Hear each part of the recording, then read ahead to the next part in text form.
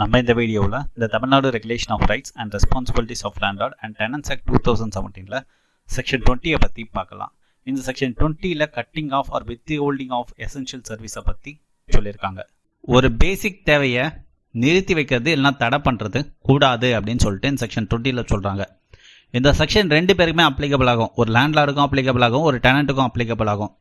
Landlord என்ன பண்ணுவார்னா, வாடகை ஒழுங்காக தரல அப்படின்னு சொல்லிட்டு ஒரு கரண்ட்டை கட் பண்ணுறதோ இல்லை ஒரு பைப் லைனை பிடுங்கி விட்டுறதோ இது மாதிரி வேலைகள்லாம் ஈடுபடக்கூடாது அப்படின்னு சொல்லிட்டு செக்ஷன் 20 சொல்கிறாங்க.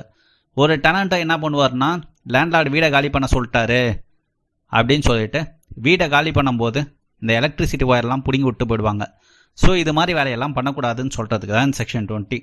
சரி, இப்போ ஒரு லேண்ட்லார்டோ இல்லை ஒரு டெனண்ட்டோ அது மாதிரி ஒரு தப்பு பண்ணிட்டாங்க அப்படின்னா பாதிக்கப்பட்ட நபர்கள் எது தரவு இருப்பாங்கல்ல, அவங்க ரெண்ட் அத்தாரிட்டியை அப்ரோச் பண்ணலாம் அப்படின்ற விஷயத்த சொல்கிறாங்க. அது மாதிரி ஒரு கம்ப்ளைண்ட் ஒரு ரெண்ட் அத்தாரிட்டி கிட்ட இந்த செக்ஷன் 20 கீழே வரும்போது ரெண்ட் அத்தாரிட்டி அதை ஃபஸ்ட்டு என்கொயரி பண்ணணும். ரெண்டு பேரையும் கூப்பிட்டு உட்கார வச்சு என்ன நடந்தது அப்படின்னு சொல்லிட்டு விசாரிக்கணும்.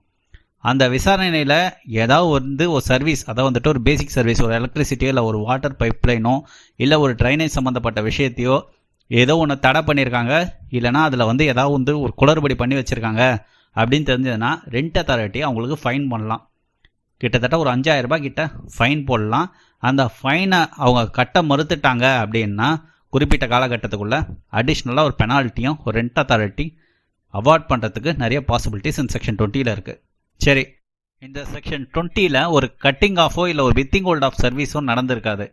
போலியாக ஒரு புகார் ரெண்ட் அத்தாரிட்டி கிட்ட கொடுத்தாங்க அப்படின்னாலும் அந்த போலி புகாருக்கும் ரெண்ட் அத்தாரிட்டி விசாரிச்சு அது போலியான கம்ப்ளைண்ட் அப்படின்னு தெரிய வந்ததுன்னா அதுக்கும் ஒரு காம்பன்சேஷனை கொடுக்கலாம். போலியாக யார் கம்ப்ளைண்ட் கொடுத்தாங்களோ அவங்க கிட்ட காம்பன்சேஷன் வாங்கி பாதிக்கப்பட்ட நபர்களுக்கு கொடுக்கலாம் அப்படின்னு சொல்லிட்டு இந்த செக்ஷன் 20 சொல்லியிருக்காங்க.